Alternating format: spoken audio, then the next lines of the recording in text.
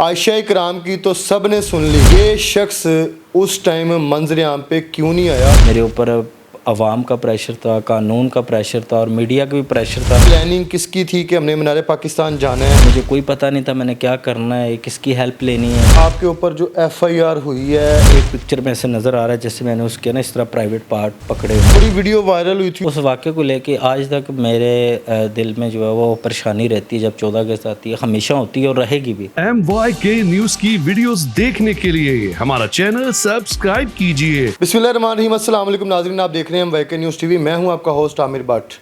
नाज़रीन, 2021 14 अगस्त का दिन बड़ा खूबसूरत दिन था। आज़ादी का लोग खुशियां मना रहे थे, लेकिन मीनार पाकिस्तान में एक इंसिडेंट होता है। ये जो मेरे साथ शख्स बैठा हुआ है ना, ये उस केस का ऐनी शाहिद है। 3 साल के बाद मंजर आम पे ये आए हैं। बड़ा क्राउड वहाँ पे इकट्ठा था, लेकिन आयशा इकराम और आमिर अल मरूफ रैम्बो अपना टिकटॉक अकाउंट भी चलाते थे, सोशल मीडिया इन्फ्लुएंसर थे। उस टाइम में इनके अपने बड़े फ़ैन फॉलोअर थे, लेकिन जब कौम की बेटी की सुनी गई थी ना उस टाइम, तो कौम के बेटे की किसने सुननी थी? आयशा इकराम की तो सब ने सुन ली। ये शख्स उस टाइम मंजर आम पे क्यों नहीं आया? इसको क्यों नहीं लाया गया मीडिया पे? उस वाक़या की हकीकत है क्या? ये 3 साल के बाद आज मंजर आम पे आएगी। इनसे जानते हैं कि ये उनके साथ टिकटॉक अकाउंट चलाते थे, इन पे FIR भी हो गई है। लोग कहेंगे यार ये इसके साथ था, उनके अकाउंट चला रहा था, हर चीज़ कैरी कर रहे थे। इस पे FIR किसने दे दी और 3 महीने जेल के अंदर इन्होंने किस तरीके से वहाँ पे सरवाइव किया? बीवी बच्चे भी हैं, बड़े मामलात होते हैं। और अब देखते हैं कि इनका मौक़िफ़ क्या है। उस टाइम तो आयशा इकराम की सब ने सुनी थी, आज रैम्बो की सुने। प्लानिंग किसकी थी कि हमने मीनार पाकिस्तान जाना है और वहाँ पे जाके हमने क्या ऐसी एक्टिविटी करनी है, क्या वीडियोस बनानी है, और ये सारा वाक़या हुआ क्या और कैसे हुआ? देखिए कि प्लानिंग जो थी ना मीनार पाकिस्तान जाने की, ठीक है। वो तो रैंडमली सब लोग जाते हैं, बिल्कुल जाते हैं, पूरा पाकिस्तान जाता है। तो हम लोग वहाँ पे वीडियो बनाने लगे थे, तो 2-3 बंदों ने पहचाना कि यार ये टिकटॉकर आए हैं। ठीक है। तो वो आगे तस्वीरें बनाना शुरू हो गए और उनको 5-6 बंदों ने देखा, वो और आगे। वो जहाँ पे आपको पता रश पड़ा होता है ना, तो 10-12 बंदे ऐसे ही देखते रहते, यार इधर चल क्या रहा है। वो ऐसी ना 20-15 लोग और आ गए, उनको देख इस तरह का काफ़ी ज़्यादा हजूम वहाँ इकट्ठा हो गया। तो हमने कोशिश की उनको पीछे करने की, हमने निकलने लगे थे।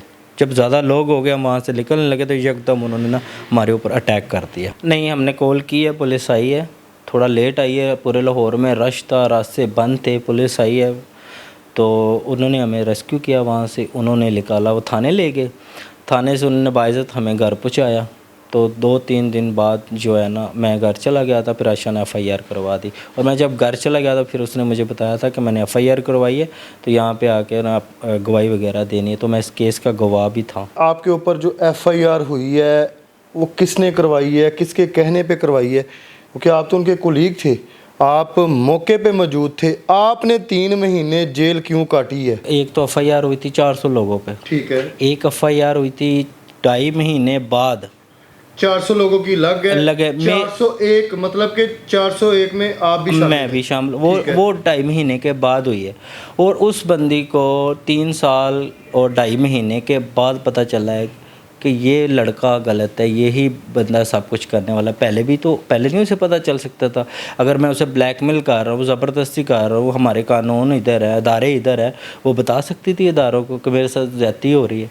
उसी टाइम, उसी दिन, उसके बाद 2.5 महीने बाद मेरे ऊपर ये FIR हुई है। उसकी वजह यही थी कि जो वो बंदी चाह रही थी उसमें मैं बिल्कुल भी साथ देना नहीं चाह रहा था, ना मैंने उसकी बात मानी। क्या रही थी वो? यही कि तुमने ये बयान भी देने हैं और ये भी बोलना है कि फ़ी बंदे से हमने 5-5 लाख रुपया लेके तो फिर ही सुलह करनी है। तो इसमें मैं बिल्कुल राज़ी नहीं था। तो आप पे जो FIR हुई है, आपकी गिरफ्तारी किस तरीके से अमल में लाई गई?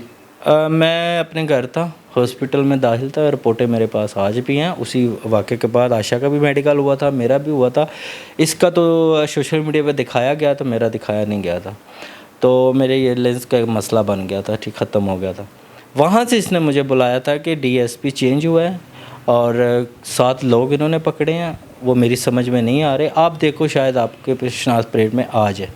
मैंने बोला ठीक है। मैं वहाँ से निकला, 6 बजे आयशा के घर पहुँचा। तो मुझे कहती है आप बैठो, मैं कपड़े चेंज करके आती हूँ, फिर चलते हैं थाने। ठीक है।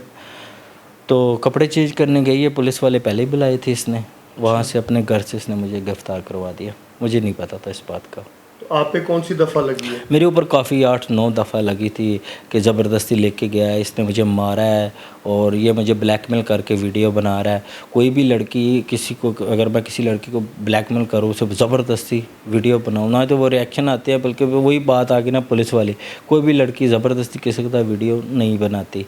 उसके बाद मेरे ऊपर डकैती भी डाल दी इसने कि मेरी डकैती हुई है, इस तरह करके काफ़ी इल्ज़ाम जो है ना ये लगे थे। आप उसी टाइम अरेस्ट हो गए थे वहाँ उसी पे? टाइम अरेस्ट हो गया था। तो फिर आगे केस किस तरीके से लेके चले हैं? कोई वकील नहीं करवाया, कोई ज़मानत, मतलब कि वो जो वाक़या है वो सारा आप पे डाल दिया गया? पूरा का पूरा वाक़या जो है ना, पूरा का पूरा वाक़या मेरे ऊपर था और मुझे कोई पता नहीं था मैंने क्या करना है, किसकी हेल्प लेनी है, क्या नहीं है, कुछ समझ में नहीं आ रहा था।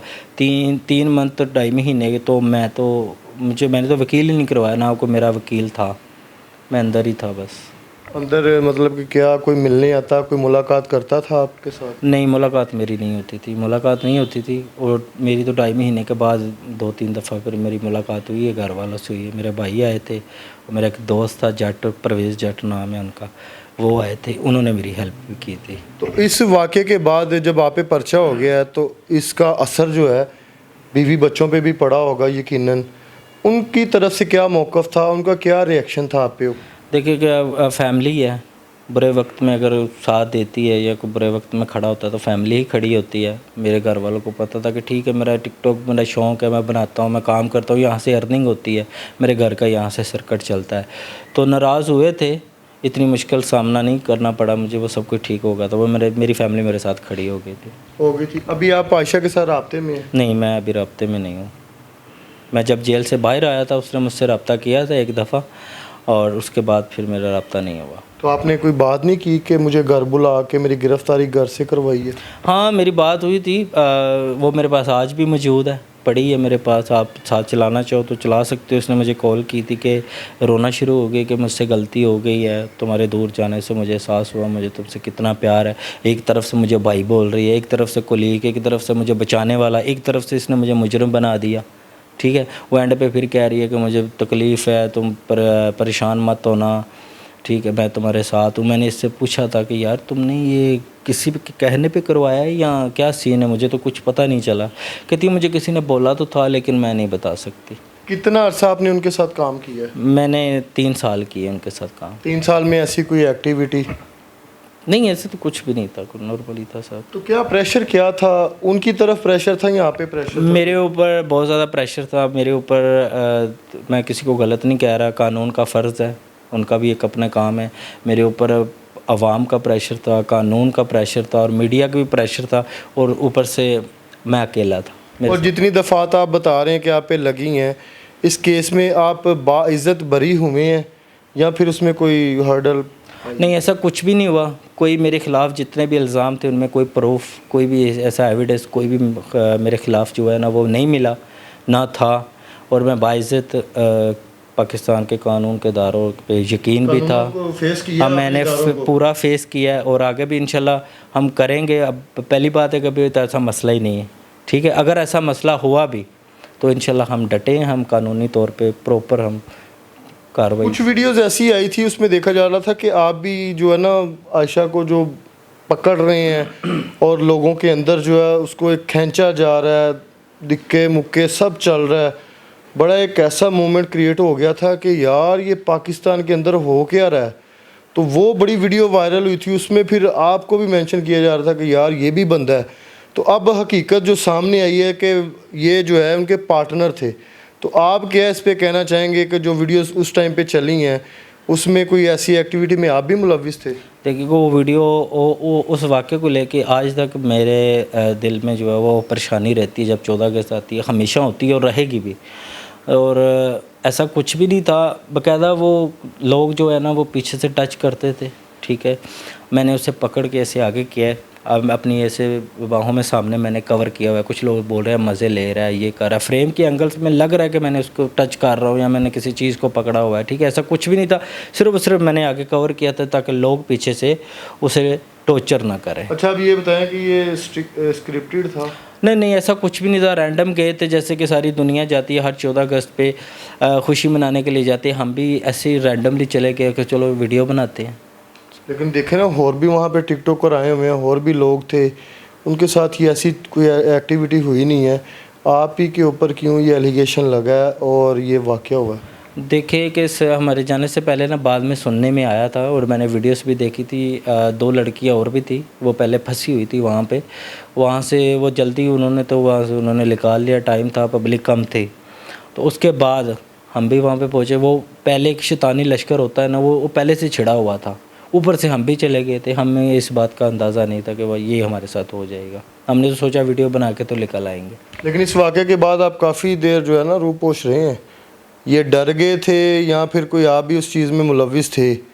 आपका मंजर-ए-आम पे ना आना तो समझ लें वो सारी जो एक साइड की बातें वो सारी आप पे ही आ रही थी। देखिए कि पहली बात है, डरा भी था, कभी भी इस चीज़ को फेस नहीं किया, ना हमारे पूरे ख़ानदान में किसी ने किया। डरा भी था, ऊपर से इतनी मेहनत की थी, मेरा करियर ख़राब हो गया, दोबारा से इतनी ज़्यादा मेहनत करना बहुत मुश्किल था। और जिस तरह से लोग मुझे आज तक समझते हैं, आज तक कि शायद रैम्बो ने सारा कुछ किया।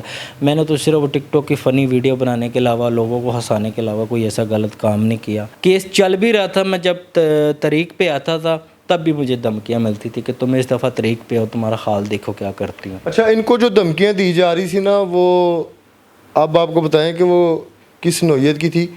कि इनको आयशा इकराम ने कहा था कि 4-4 लाख या 5-5 लाख जो लोगों से लेना है, तो इन्होंने कहा था कि नहीं लेने। यही बात हुई बिल्कुल थी? ऐसे है, ठीक है, यही बात हुई थी कि ये नहीं लेने, तो इन्होंने मना कर दिया। उसके बाद जो है ना फिर इन पे प्रेशर आ गया कि भाई जहाँ 400 बंदे पे पर्चा हुआ है, अब 401, मतलब कि एक तुम भी उसमें शामिल हो। अगर ये उस टाइम एग्री कर जाते कि ठीक है हर बंदे से 4 लाख लो, 5 लाख लो, तो यकीन करें कि इस जैसा बंदा कोई नहीं था, ना होना था। अगर ये उस टाइम ये फ़ैसला कर लेते कि भाई 4-4 लाख लो, 5-5 लाख लो, लेकिन इनको मिलना कुछ भी नहीं था। वो सारा जो क्रेडिट है, वो सारा जो पैसा था, वो किधर जाना था आपको भी पता है। मैं तहे दिल से मातरत खाऊं, और मैं कभी कभी सोचता हूँ कि यार मैं हर 14 अगस्त पे, और मैं जितनी दफ़ा आप लोगों से माफ़ी मांगूं बहुत कम है, लेकिन मैं हल्फन कह रहा हूँ उसमें मेरी कोई गलती नहीं थी। ये सब कुछ रैंडम हुआ था और मुझे फंसाया गया था। जी बिल्कुल नाज़रीन, 14 अगस्त को जो वाक़या हुआ था 2021 में, और रैम्बो जो अभी मंजर-ए-आम पे आ गया है, तो आप लोगों ने अब जो फ़ैसला करना है, कमेंट्स बॉक्स आपके लिए है। बिल्कुल अपनी कीमती राय हमें ज़रूर बताइएगा। इसी के साथ अपने होस्ट आमिर भट्ट को इजाज़त दें। अल्लाह हाफिज़।